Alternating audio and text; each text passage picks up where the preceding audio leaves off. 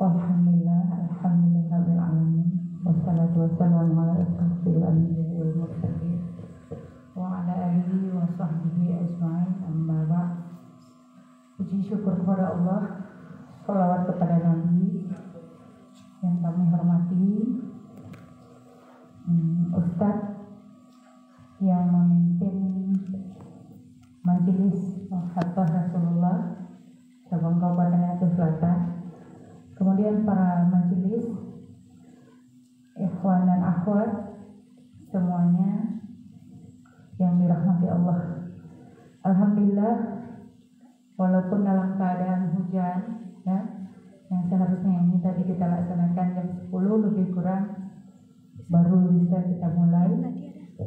Namun hujan saya rasa bukanlah satu kendala jika itu memang niat kita baik untuk melaksanakan sesuatu yang baik. Allah pasti akan memberikan jalan keluarnya. Terima kasih mengucapkan kepada pengurus organisasi MMR, ya, singkat MMR. Kami barangkali selaku tuan rumah juga minta maaf di sini, ya seperti inilah ya keadaannya, apa adanya. Dan alhamdulillah saya hari ini dipercayakan sebagai pemateri yang barangkali ilmu saya tidak seperti orang lain, masih banyak sekali kekurangan. Kemarin saya sudah konfirmasi dengan pengurus, barangkali kita nanti akan belajar kitab perukunan. Yang kitab perukunan ini kalau di kalangan santri sudah kenal barangkali ya. Ini seperti ini kitabnya. Ini adalah salah satu karangan dari Mufti Kalimantan yang pada masa Kesultanan Adam, ya, tahun 1825 Masehi. Jadi kitab ini dikarang pada masa itu, dan alhamdulillah sampai sekarang masih dipakai oleh kalangan-kalangan santri yang memang mondok di pesantren atau hidayah. Di dalam kitab ini, di sini adalah himpunan segala doa-doa. Mungkin sebelum masuk pada doa itu ada disyaratkan tentang bagaimana cara sholat, ya. Di sini lengkap, maksudnya untuk sholat Jum'ah bagi laki-laki, bagaimana khutbah segala macam di sini ada dijelaskan secara rinci. Kemudian bagaimana sholat sunat lainnya, termasuk sholat sunat tarawih, dari mulai sebelum tarawih sampai setelah selesai ada di sini semuanya. Nah, di sini untuk doa-doa barangkali bisa kita gunakan sebagai referensi yang memang untuk diri sendiri. Pengarang kitab ini adalah Syekh Jamaluddin Al-Banjari. Ya, beliau berasal dari Banjar, ya, Kalimantan Selatan kalau nggak salah. Itulah tadi saya bilang pada masa Kesultanan Adam tahun 1825. Sedikit biografi tentang ini, dan ini adalah karangan langsung ulama Indonesia. Beliau adalah mufti pada masa kerajaan tersebut. Begitu sejarah singkat biografi daripada kitab perukunan ini, yang barangkali kenapa ini harus kita orang awam jadikan sebagai referensi, mudah untuk kita pelajari, itu barangkali. Langsung saya tidak mau memperpanjang, kita masuk kepada materi. Bismillahirrahmanirrahim. Alhamdulillahi wahdah wassalatu wassalamu ala man la nabiyya ba'dah.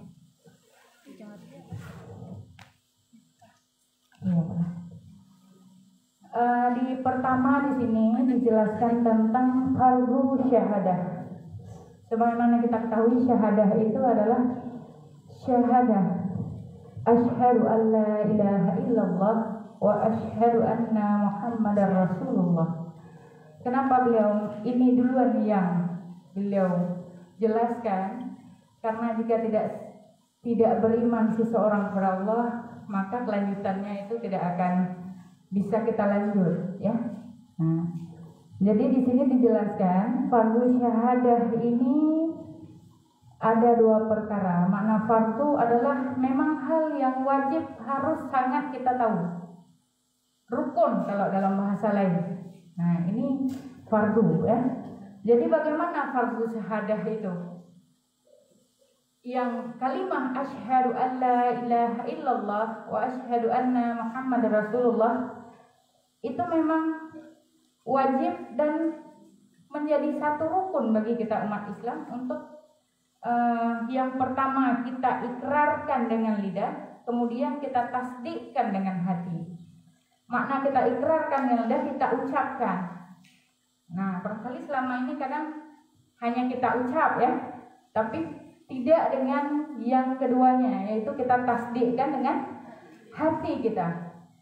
Jadi dalam mengucapkan kalimat asyhadu an la ilaha illallah wa asyhadu anna Muhammadar Rasulullah, itu yang pertama harus diikrarkan dengan lidah kita, kemudian ditasdikkan dengan hati kita. Nah, makna ditasdikkan dengan hati seperti apa?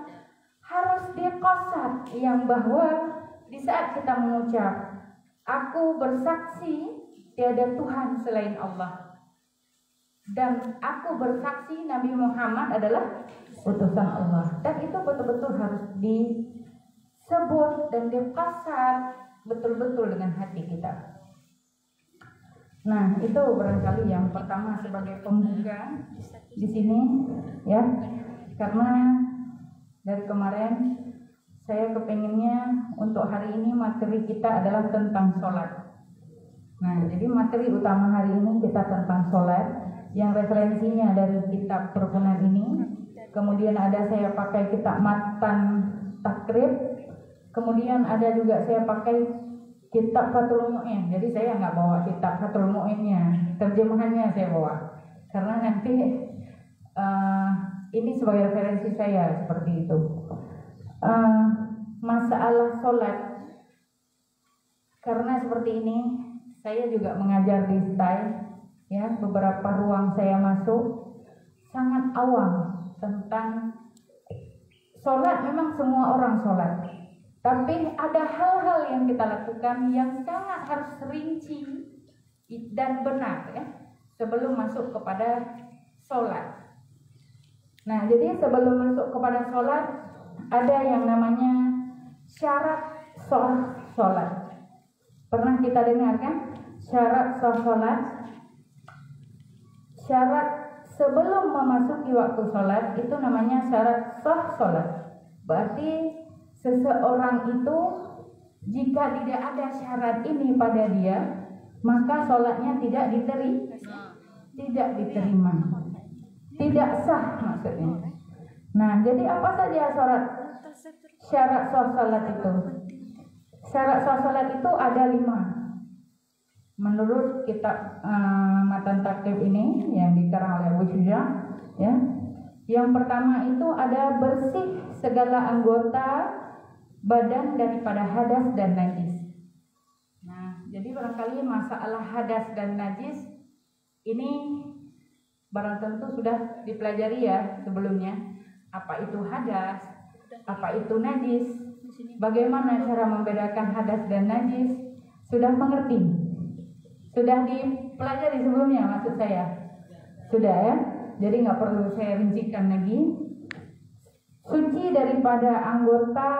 anggota badan kita dari hadas dan najis.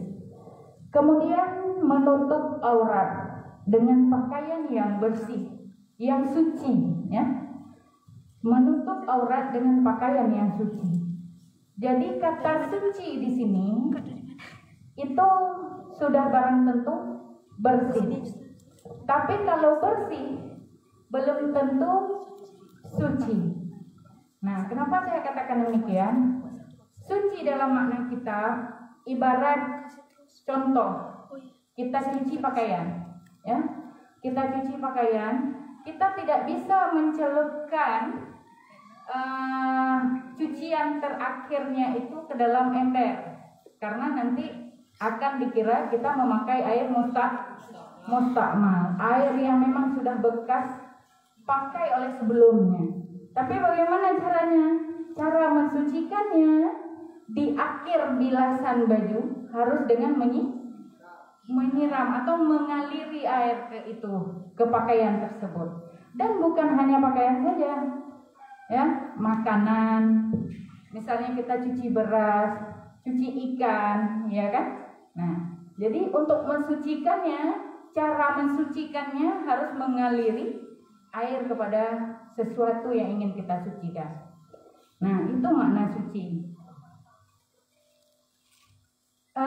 Kemudian di kitab yang panjang-panjang seperti di Fathul Mu'in tadi atau di kitab seterusnya setelah ini, menutup aurat itu ada yang namanya batasan aurat. Batasan aurat bagi perempuan, ya, seluruh tubuh kecuali muka dan telapak tangan itu di dalam sholat, ya. Jadi batasan aurat perempuan seluruh tubuh kecuali muka dan telapak tangan. Nah, kalau muka bagaimana auratnya? Apakah yang nampak ini? Di dalam kitab tersebut dijelaskan lagi. Batasan aurat wajah perempuan adalah tempat tumbuh rambut di bagian atas. Kalau di bagian bawah adalah ujung dagu.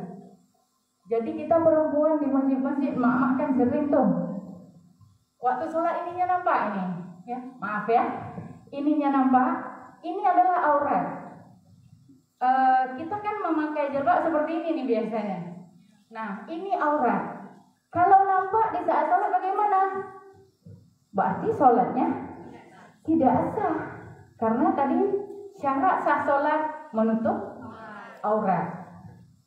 Kalau yang bagian vertikalnya di batas anak rambut ini dan ujung dagu.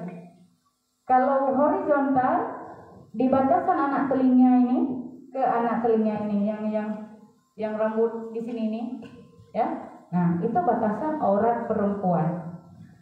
Jadi waktu kita sholat jangan sampai ujung dagu kita ini tidak tertutup. Nah, harus ditutup. Seperti apa Ustazah? Kalau kebiasaan kami di pesantren, kami menutupnya dengan apa namanya? Kalau bukan anak jilbab, ada handuk kecil, ya. Nah, ini ditutup dengan itu. Supaya apa? Supaya tidak di saat sholat nanti tidak terbuka. Karena kalau pakai ini dikhawatirkan longgar dia akan bergeser. Jadi kehati-hatian kita saat melaksanakan sholat itu adalah salah satu syarat memang harus kita miliki, ya. Itu batasan untuk perempuan. Kemudian ada juga kebiasaan di saat sholat. Nah, untuk sholat yang membatalkan sholat kan terbuka aurat, ya. Terbuka aurat yang tadi ini aurat saya katakan kan. Kemudian sering juga kita dapatkan ibu-ibu saat sholat kakinya terbuka, pas terbuka ditutupnya lagi.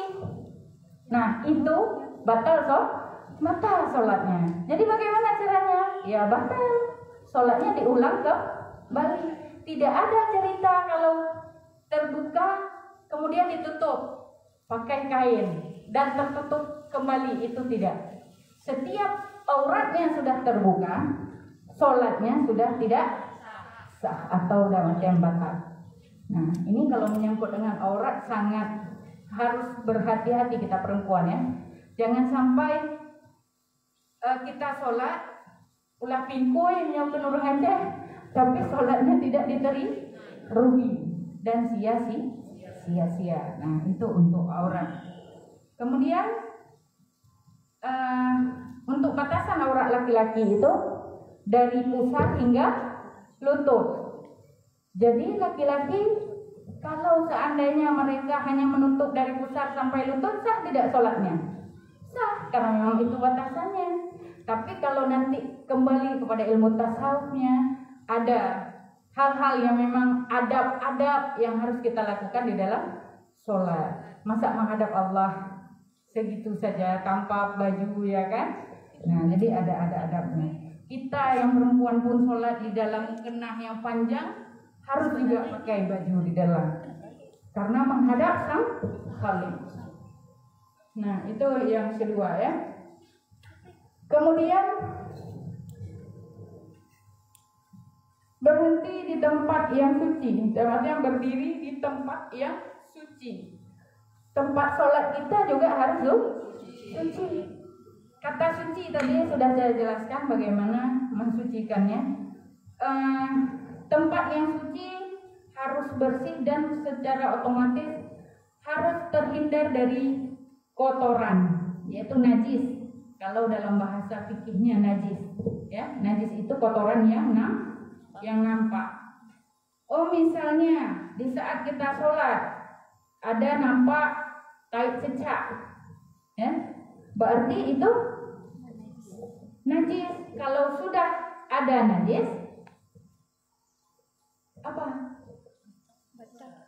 Sholatnya tidak sah. Karena syarat tadi tempat yang kita sholat itu harus suci. Nah, suci dari najis.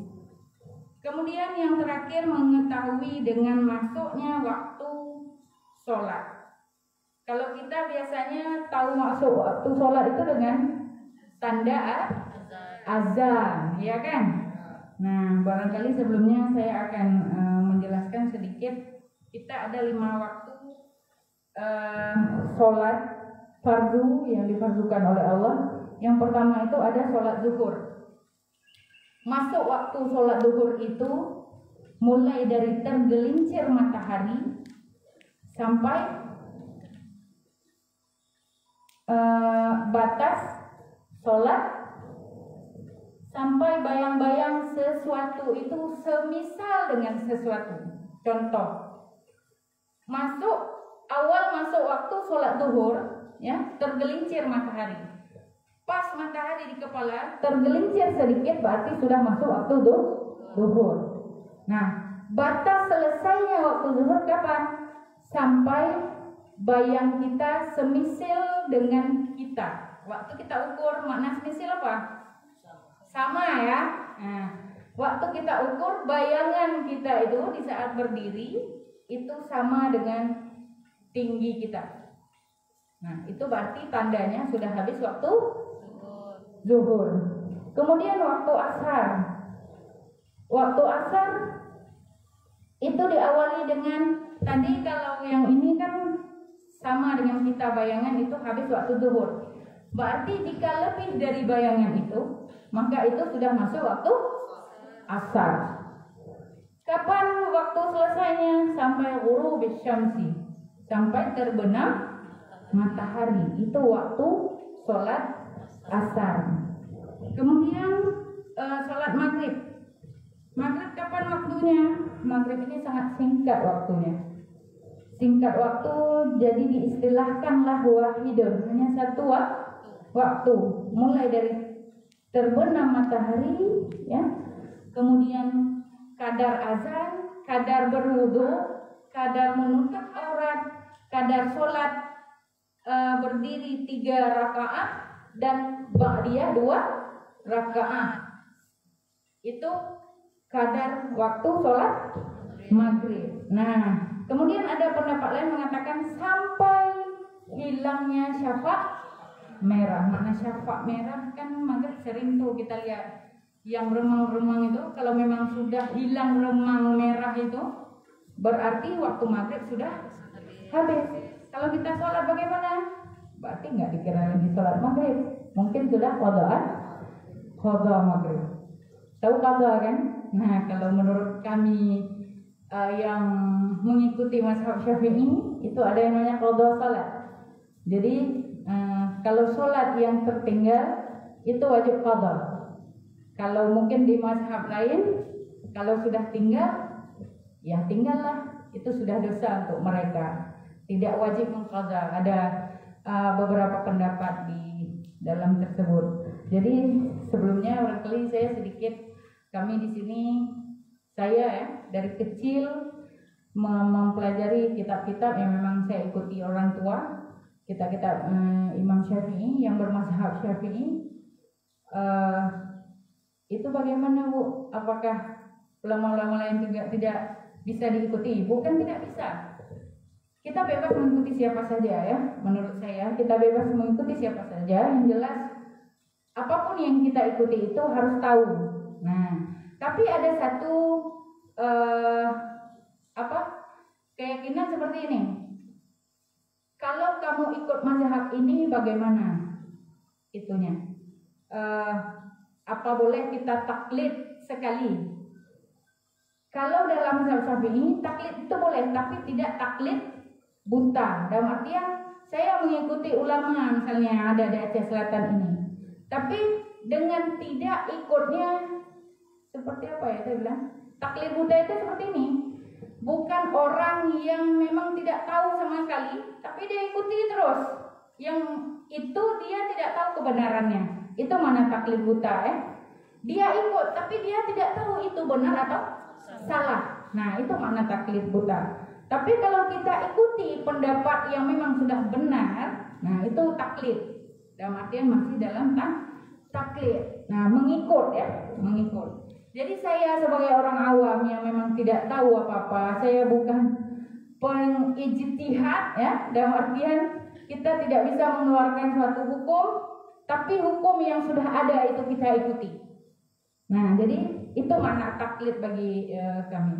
Jadi saya dari kecil sampai sekarang bahkan masih dengan lingkup mazhab Syafi'i.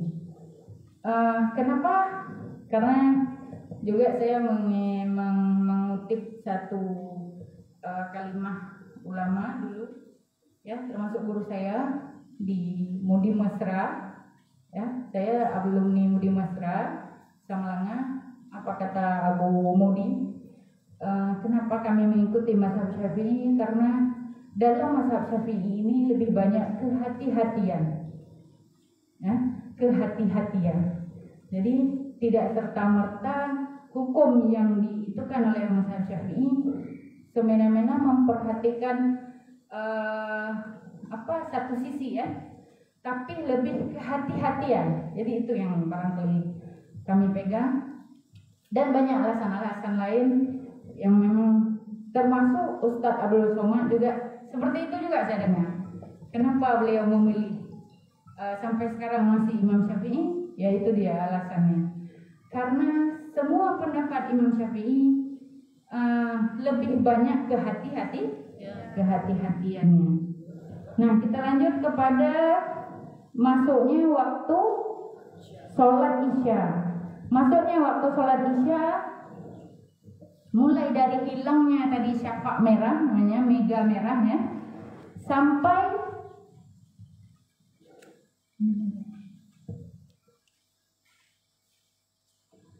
waktunya sholat Isya akhirnya sampai sepertiga malam. Sampai sepertiga malam. Nah, kapan sepertiga malam itu? Terbit fajar kedua. Kalau fajar kan ada dua, ada fajar kizib dan ada fajar kedua. Fajar kizib itu kan sering yang jam 3:30, ya. Kalau nggak salah jam 3 sampai 3:30 itu sering kita dengar kokok ayam, ya. Kenapa ayam berkokok? Karena ayam berkokok kan tandanya seperti mau keluar matahari. Nah, di situ ayam berkokok karena terang nih. Coba kita keluar sekali. Itu namanya fajar kizib. Kizib apa artinya? Dusta. Jadi kenapa dinamakan fajar kizib? Karena memang belum fajar yang betulan. Jadi fajar yang betulan kapan? Fajar yang kedua. Masuknya waktu subuh. Nah, jadi sudah fajar yang kedua, berarti sudah masuk waktu subuh. Kapan akhir waktu subuh? Sampai terbit matahari. Kalau sudah terbit matahari, berarti kita sudah tidak boleh sholat subuh. Kecuali, ada pengecualiannya. Apa pengecualiannya? kita tertidur, ya, tidak terbangun di saat masuk waktu subuh, itu boleh kita sholat. Pas bangun keluar matahari, itu boleh kita laksanakan langsung sholat subuhnya, ya, dengan tidak menjedakan dengan hal-hal yang lain. Berarti langsung sholat subuh itu boleh kita laksanakan sholat. Tapi kalau semata-mata sengaja kita tinggalkan, berarti nanti tahu-tahu udah terbit matahari. Nah, itu tidak boleh kita laksanakan. Namanya sudah melalaikan waktu sholat. Nah, itu dia tadi beberapa hal yang memang sebelum kita melaksanakan sholat, kita harus tahu dulu apa-apa yang harus kita lakukan sebelum sholat. Kemudian sebelum sholat kita juga melaksanakan yang namanya berwudu, ya. Dalam Al-Quran surat Al-Maidah ayat 6 Allah berfirman, dengan artinya, hai orang-orang yang beriman, sebelum kamu laksanakan sholat, maka basuhlah mukamu, kedua tangan hingga siku, kemudian sapu kepalamu dan kaki beserta dua mata kaki. Nah, itu di dalam surat Al-Maidah. Itu adalah salah satu dalil yang mewajibkan kita wudhu sebelum sholat. Nah, untuk wudhu ini, kalau yang wajib kita laksanakan di dalam berwudhu itu di 4 tadi, ya, yang disebutkan di dalam Al-Quran, itu yang paling wajib. Kemudian yang lain bagaimana saja? Yang lain itu adalah sunnah wudhu. Sebelum kita membasuh wajah, kita baca bismillah, mencuci tangan hingga pergelangan tangan, ya. Kemudian kita berkumur-kumur, kemudian istinsya. Tahu istinsya? Memasukkan air ke dalam hidung, kemudian baru membasuh muka disertai niat wudhu. Nah, berbicara pada niat, ya, ini sudah termasuk dalam niat. Niat itu kalau menurut Jamaluddin di dalam kitab perukunan ini, niat itu adalah sesuatu yang dikerjakan yang disertai dengan perbuatan. Makna disertai perbuatan apa? Di saat kita membasuh wajah kita, di situ kita berniat, sengaja saya berwudu untuk menghilangkan hadas kecil. Itu dalam hati kita, ya. Karena syarat niat apa? Mentasdikkan dengan hati kita, ya. Bukan hanya diucap dengan lidah. Nah, jadi di saat kita membasuh wajah harus kita ucapkan dengan hati beserta basuh wajah tadi. Makna beserta apa? Berbarengan. Jadi tidak di saat cuci tangan, ya. Sengaja saya berwudu untuk menghilangkan hadas kecil karena Allah, tidak di saat cuci tangan. Itu ingat. Tapi kapan niat wudu? Di saat membasuh wajah kita. Nah, membasuh wajah kita tidak bisa seperti ini. Nanti sudah termasuk ke dalam mustakmal. Kita menggunakan air mustakmal kalau berulang-ulang. Dia bagaimana? Seperti ini. Nah, kalau misalnya dari wajah sini seperti ini kita itukan, ya, dengan air yang tidak cukup, maka itu akan dikira mustakmal. Kalau airnya banyak, itu baru mungkin tidak ragu lagi. Nah, jadi pasal suci atau tidak suci tadi ini sangat rumit masalahnya, ya. Makanya kalau ada sebagian orang itu yang memang dia terlalu mementingkan kesucian, maka dia sudah akan was-was. Tahu was-was? Kalau bahasa Aceh wehul. Nah, orang yang was-was itu, ini hati-hati. Di dalam kitab Daqaiqul Akbar ada juga disebutkan salah satu setan yang menggoda manusia itu untuk menjadi was-was. Itu dalam kitab Daqaiq. Di sana ada banyak dijelaskan tentang jin-jin yang menggoda manusia, ada beberapa ya. Kalau kita baca kitab itu sangat luar biasa, semangat kita, semangat dan artian karena memang di sana diceritakan tentang akhirah ya. Ada surga, ada neraka, bagaimana jin, bagaimana malaikat dan segala macam. Nah, itu nanti barangkali bisa ditentukan oleh ketua majelis ini ya, direferensikan untuk mengajarkan kitab itu sesekali supaya sedikit sadarlah. Sadar artian menghadapi kematian. Jadi seperti inilah di akhirat nanti gitu ya. Jadi di dalam kitab itu ada salah satu jin yang menggoda manusia untuk menjadi was-was. Ada orang waktu kita lihat nih, Allah, Allah, Allah, perasaan tidak sampai-sampai Allah Akbarnya. Nah itu hati-hati. Salah satunya ada digoda oleh setan was-was. Karena kenapa? Karena itu tadi terlalu hati-hati sekali mungkin. Di saat karena sholat kan kita niat beserta takbiratul ihram, beda ya. Seperti wudhu juga tadi. Kita wudhu beserta niat, tapi niat kita nggak masuk. Ngerti maksudnya? Hanya nama-nama wadadani. Kahek tangis sang hansa. Udah capek kita berniat sepertinya tidak benar gitu. Nah itu hati-hati. Jadi di dalam beribadat kita juga digoda oleh jin-jin ya, digoda oleh jin-jin tersebut. Kemudian waktu sholat kan kita niat harus disertai takbiratul ihram beserta niat. Jadi kapan niatnya? Allahu Akbar, dari kata Allah bar selesai niat di dalam hati. Sengaja saya sholat maghrib 3 rakaat karena Allah Ta'ala. Jadi kata-kata sengaja saya sholat 3 rakaat karena Allah Ta'ala. Di saat kita ucap Allahu Akbar, mulut kita berucap Allahu Akbar, hati kita itu yang kita ucapkan.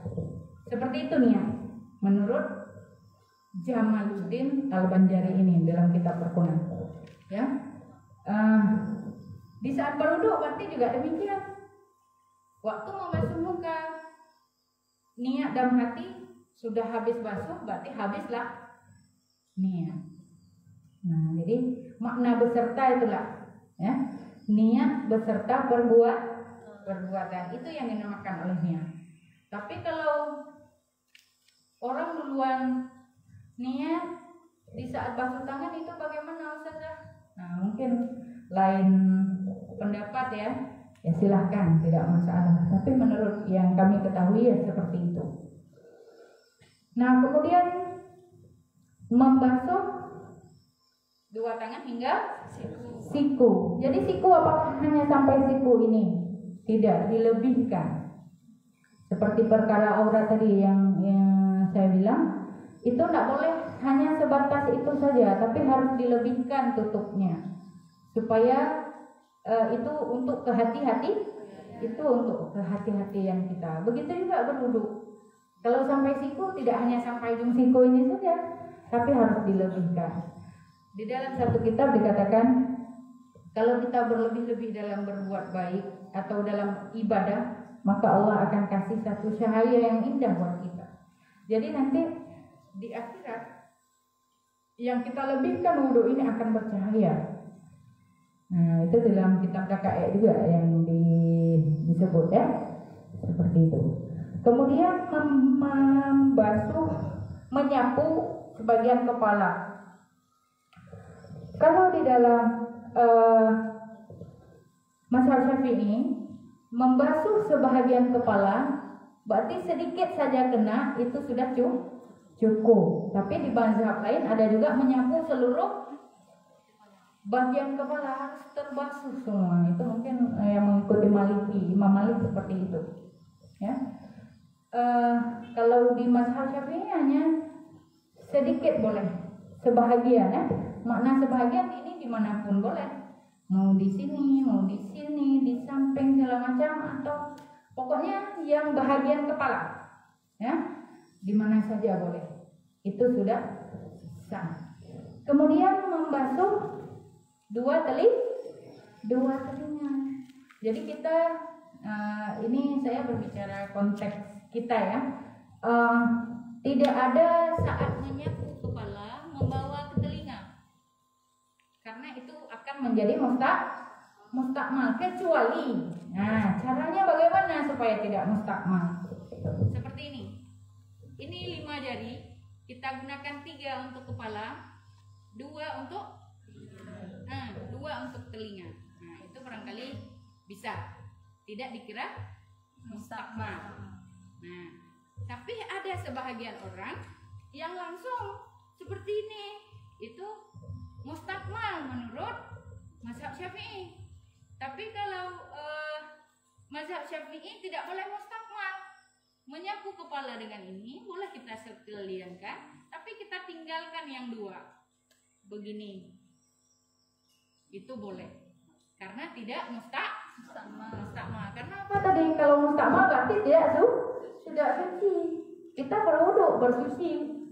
Kalau menggunakan air mustakmal tidak suci. Jadi seperti itu. Ini adalah bagian sunat tadi ya, yang wajib kepala. Kemudian membasuh kaki hingga 2 mata kaki. Yang wajib sampai mana saja? Berarti sampai lebih dari mata kaki sedikit, itu yang wajib. Nah, yang berlebih-lebihan di dalam ibadah itu sangat baik. Jadi sampai lutut saja pun boleh kita ini kan, ya. Kita basuh sampai lutut hingga 2 mata kaki. Nah, jadi itu yang termasuk dalam wudu, ya, cara berwudu. Kemudian ditambah dengan doa akhir wudu apa? Allahumma ja'alni minat tawwabina wa ja'alni minat mutatahhirin. Itu kita menghadap kiblat. Itu doa sesudah wudu. Jadi adab-adab juga harus ada di dalam berwudu. Di saat kita mencuci hidung, mencuci mulut, semua ada doanya, ya. Barangkali itu hal-hal yang memang sebelum kita masuk kepada sholat yang memang sangat prinsipal sekali harus kita ketahui. Termasuk bersuci, itu adalah satu hal yang memang sangat sangat penting ya, sangat penting supaya sholat kita diterima oleh Allah. Karena pasal bersuci itu sangat penting. Makanya di dalam kitab ya, dalam kitab apapun kita pelajari yang namanya kitab fikih, pasti pembahasan pertamanya adalah taharah, bersuci. Nah, karena memang begitu pentingnya bersuci. Jangan sampai nanti seperti kata di dalam kitab taklim ya, dikatakan jangan sampai kita menjadi orang yang memang bodoh dalam beribadah. Dan artian apa? Ada satu syair mengatakan, satu orang yang ahli fikih itu yang hati-hati lebih baik daripada 70 orang ahli ibadah yang bodoh. Jadi jangan sampai kita seperti itu. Makanya gunanya kajian seperti ini, barangkali alhamdulillah ya, sudah ada kajian seperti ini, kita dapat mempelajari hal-hal yang memang apalagi fikih seperti ini memang satu hal yang sangat penting untuk hidup kita. Karena sebelum menghadap Allah kita harus tahu dulu ini semuanya. Kita tahu cara sholat, tapi kita tidak tahu syarat-syarat menuju pada sholat itu kita tidak tahu, itu juga tidak bagus. Seperti logikanya seperti ini, kita ikut, kita mau beasiswa, ya kan? Tapi syarat-syarat untuk mendapatkan beasiswa itu tidak lengkap. Jadi kita terima nggak beasiswanya? Enggak. Begitu juga dengan ini. Kita sholat kita mau diterima oleh Allah, tapi kita nggak tahu bagaimana syarat supaya diterima oleh Allah sholat kita. Itu sama juga tidak. Nah, jadi begitulah sangat penting ya hal-hal yang mendasar ini untuk kita ketahui supaya apa yang kita kerjakan itu tidak sia-sia. Nah, bagaimana? Anak-anak jangan di sini. Ya, berarti cukup dulu ya. Kalau memang ada pertanyaan, kami persilakan.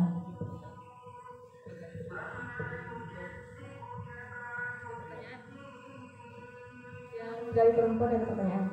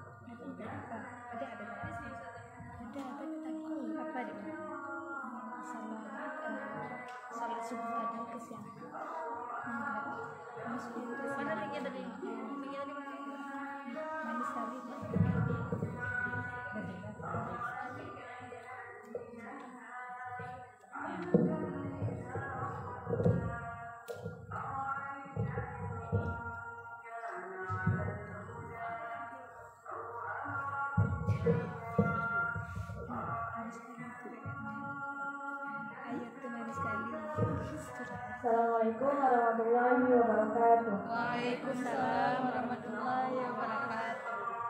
Afwan, misalnya saya ingin bertanya. Tadi kan dalam aurat dikatakan yang boleh kelihatan hanya wajah dan telapak tangan. Sekarang kan banyak keluar mukena yang terbaru, mukena pocong, kan?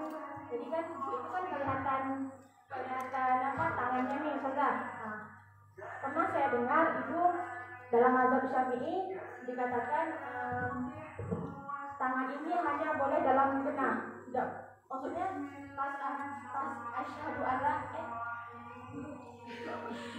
pas mengangkat, maksudnya pas duduk tahiyat awal itu kan asyhadu allanya itu kan ke dalam tangan dalam mukena. Kalau kita pakai mukena pocong itu kan otomatis tangannya pasti keluar kan, karena mukena pocong kan mukenanya kan segini saja. Jadi ini kelihatan. Itu bagaimana Ustaz hukumnya? Kalau menggunakan mukenanya seperti itu dalam mazhab seperti itu. Assalamualaikum warahmatullahi wabarakatuh. Tapi kan ada juga yang inisialnya bentuknya.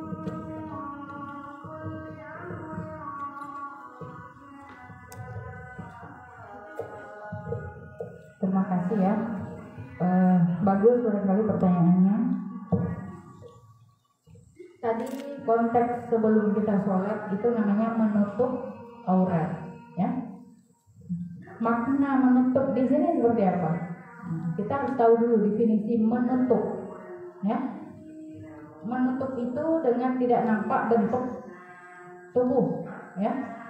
Jadi kalau pakai mukena pocong, kira-kira kita menutup atau tidak? Ada yang menutup. Saya pernah lihat kan, mukena itu kan tertutupnya kan ya sini sampai sini. Kayak kita pakai sarung tangan yang pakai cincin sini itu, telapak tangan nampak. Enggak, maksud saya gini, memang yang namanya mukena pocong itu sampai di sini ya. Nah, saya makanya sampai hari ini nggak punya mukena pocong. Karena memang menurut saya itu tidak boleh. Karena konteks menutup tadi, yang maknanya menutup adalah tidak nampak lekuk tubuh, ya. Mukena pocong memang dibentuk seperti tubuh kita, tangan kita beda seperti pemakai baju. Nah, seperti pakai baju gamis. Itu memang menutup tubuh ya. Tapi yang namanya kehati-hatian tadi seperti saya bilang. apalagi kalau memang hanya sampai di sini. Memang tadi saya nggak jelaskan yang namanya telapak tangan itu boleh tidak ininya nampak, boleh secara ininya kan. Tapi ditakutkan kalau seandainya ini nampak, maka ini juga akan nampak nanti. Karena batasannya sampai ini. Ini batasannya tapak tangan. Ya, batasan tapak tangan ini dia. Jadi jangan sampai gara-gara itu kesininya terbuka. Ya, jadi menurut ini kena pocong itu tidak bagus digunakan untuk sholat. Karena memang tidak menutup. Bukan dalam konteks menutup aurat. Nah, menurut definisi menutup itu tadi. Daripada pakai mukena pocong, lebih baik kita memakai, misalnya ini jilbab kita besar ya, lebih baik ini. Jadi hanya nanti kita ganti saja kaos kaki dengan yang bersih. Dan kita yakin baju kita ini bersih. Jadi cukup seperti ini juga nggak masalah. Ini juga sudah menutup aurat. Kalau mukena pocong itu memang dibentuk terus ya sampai ke kaki. Pernah lihat Bapak? Yang apa? Yang F1 pernah lihat? Jadi kalau pakai itu kayak pocong. Makanya dibilang mukena pocong. Jadi dia di sini tertutup, ya, tertutup, tapi nampak bentuk kepala, di badan juga nampak bentuk badan, ya, sampai ke kaki juga nampak kalau itu kakinya tua gitu. Nah, jadi saya rasa memang itu tidak boleh kita gunakan, ya, lebih baik kita gunakan saja apa yang bisa menutup seperti mukena biasa itu lebih baik, ya. Oh, nanti yang nampak tangan itu bagaimana? Memang kita tadi syaratnya tangan boleh nampak kan? Maknanya tangan ini boleh nampak, telapak tangan boleh nampak. Yang namanya telapak tangan boleh nampak, secara otomatis batin sebelah sini juga boleh nampak. Tapi tidak dinampakkan dengan sengaja. Kok itu kan nampaknya sengaja? Nah, makanya ya sampai sekarang ya tidak usah lah. Tidak usah pakai mukena itu, walaupun itu mukena kontemporer menurut saya. Ya, mukena modifikasi sekarang supaya tidak terlalu ribet, tapi sayang itu menyalahi aturan yang ada. Ya, nanti lebih baik seperti ini. Ya, ini pun kalau misalnya kita gunakan boleh asal ini suci, tinggal kita cari saja sarung tangan. Ya, supaya lebih hati-hati tidak nampak ini kita nanti di saat sholat. Ini ada orang sholat seperti ini, malah ininya dibuka ini. Saat takbir mau sujud, ya sering saya lihat. Ini dalam benar, tapi sengaja Allahu Akbar. Ini nampak. Kalau sudah terbuka orangnya, berarti sudah tidak sah sholatnya. Jadi lebih baik di dalam ini aja, dalam ini saja. Nah, kemudian tadi waktu waktu mengucap syahadat, kalau menurut mazhab Syafi'i asyhadu an la ilaha illallah. Jadi nggak ada turun lagi ini ya. Nah, sampai setelah selesai. Mazhab lain ya cari tahu lah sendiri seperti apa. Nah, jadi di saat itu tadi punya adab nggak kita dengan Allah kok ini kita terbuka? Enggak rasanya, ya. Walaupun itu boleh. Jadi kita punya adab dalam sholat, ya. Seperti saya bilang tadi, dengan siapapun kita punya adab. Nah, itu saja. Ya, terima kasih. Ada yang lain?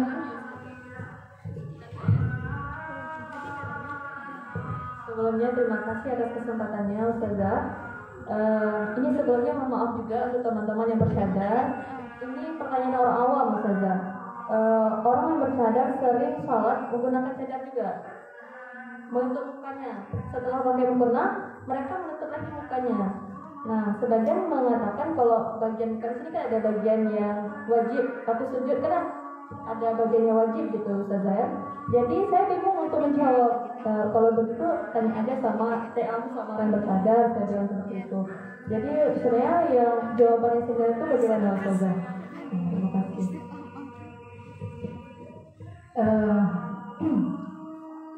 Ada satu pendapat mengatakan kita aurat dalam sholat muka dan telapak tangan yang boleh dilihat oleh orang lain.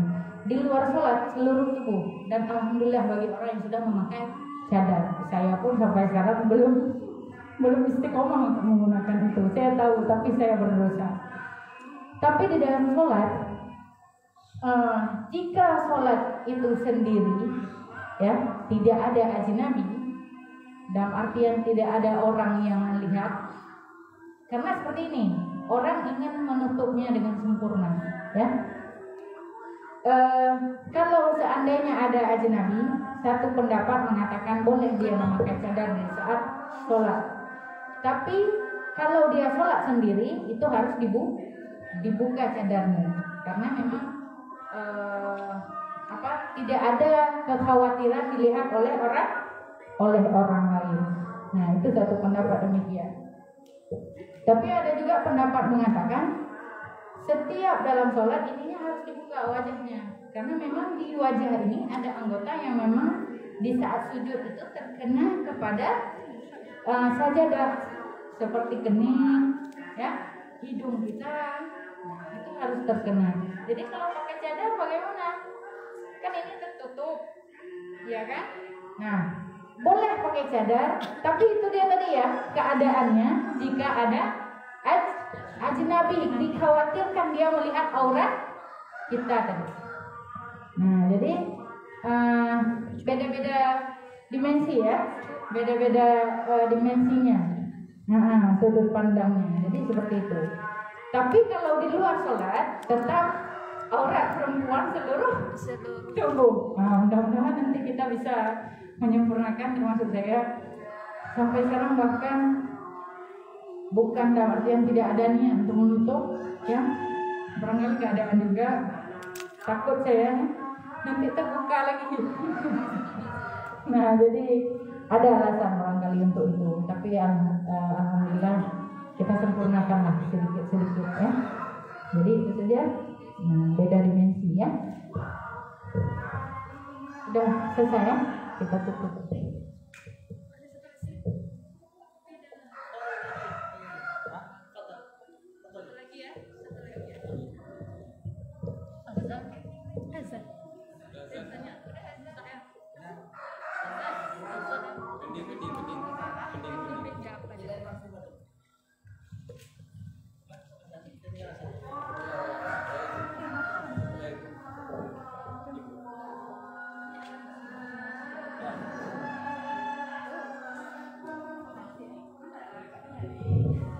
Kita dengarkan aja dulu, baru kita tutup.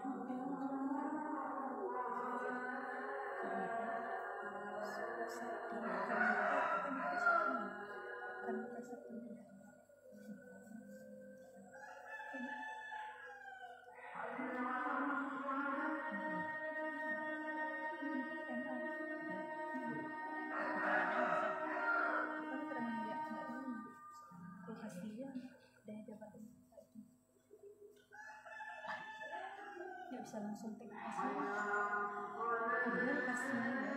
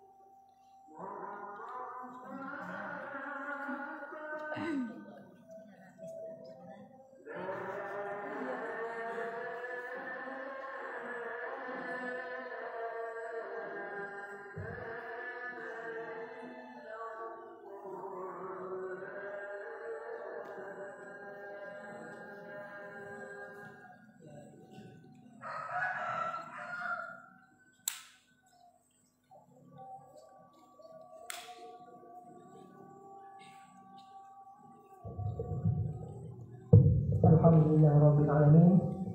Terima kasih yang sudah bertanya pada hari ini.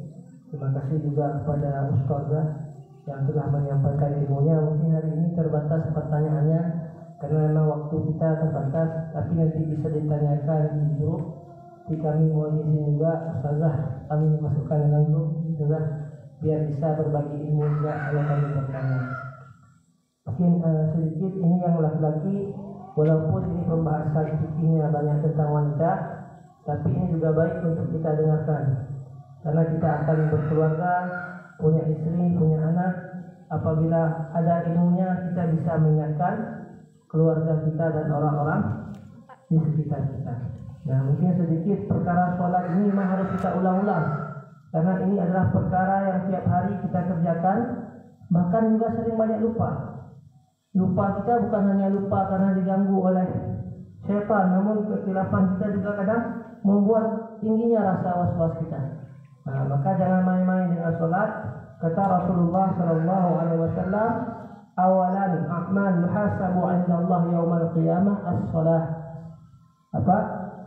Amal yang pertama sekali dihisab di hari kiamat adalah sholat.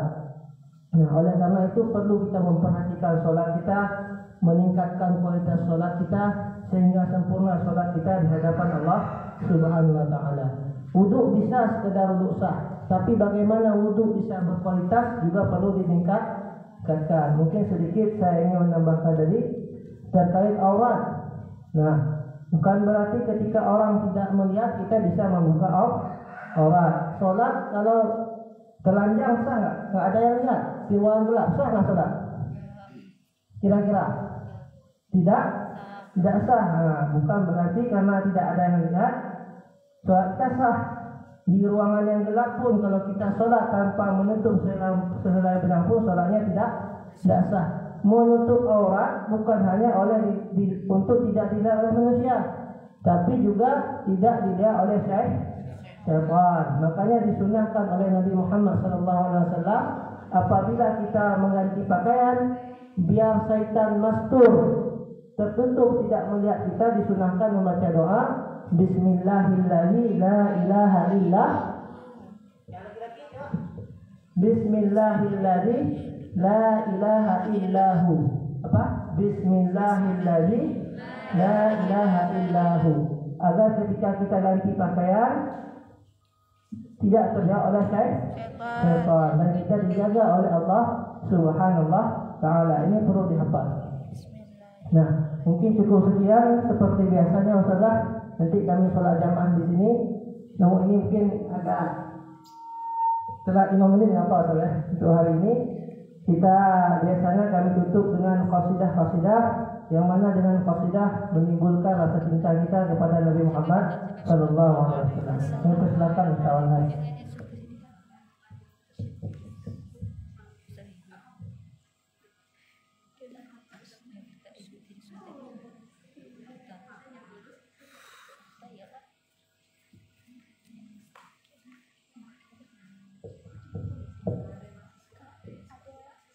Di mana ada sulabat?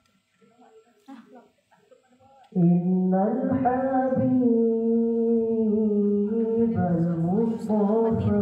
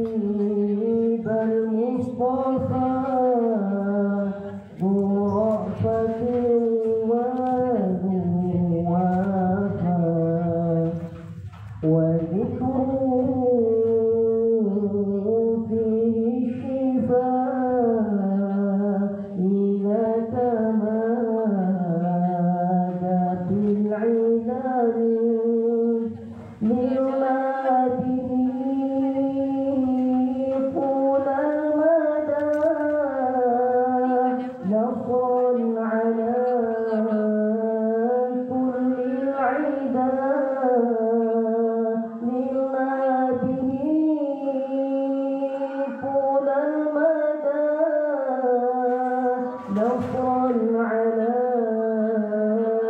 كل العدا يسرون أن يفتدى بالروح منا والمقام يسرون أن يفتدى بالروح منا والمقام إن الحبيب المصطفى ذو رأفة وذو وفاء وذكره فيه الشفاء إذا تمادى بالعناد إن الحبيب المصطفى ذو رأفة وذو وفاء وذكره فيه الشفاء إذا تمادى بالعناد Ada pakai caption nggak apa, Bang? Nggak usah pakai caption nggak apa, Bang? طول المدى نصرا على كل العدا لما به طول المدى نصرا على كل العدا يسرون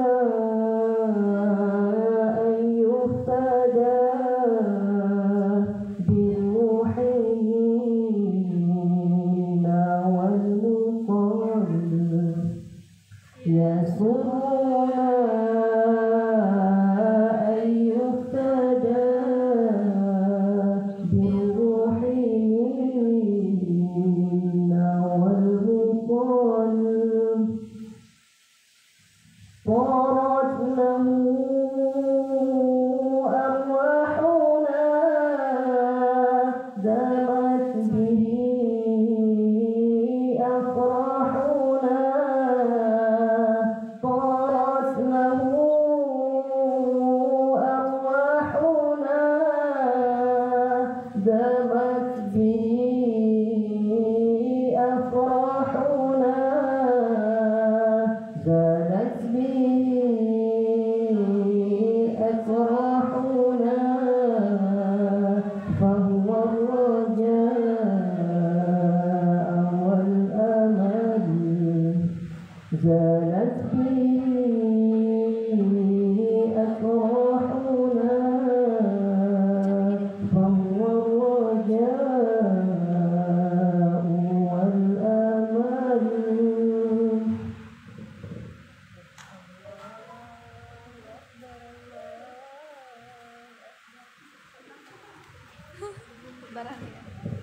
Alhamdulillah, terima kasih kepada Ustaz yang telah membacakan satu qasidah.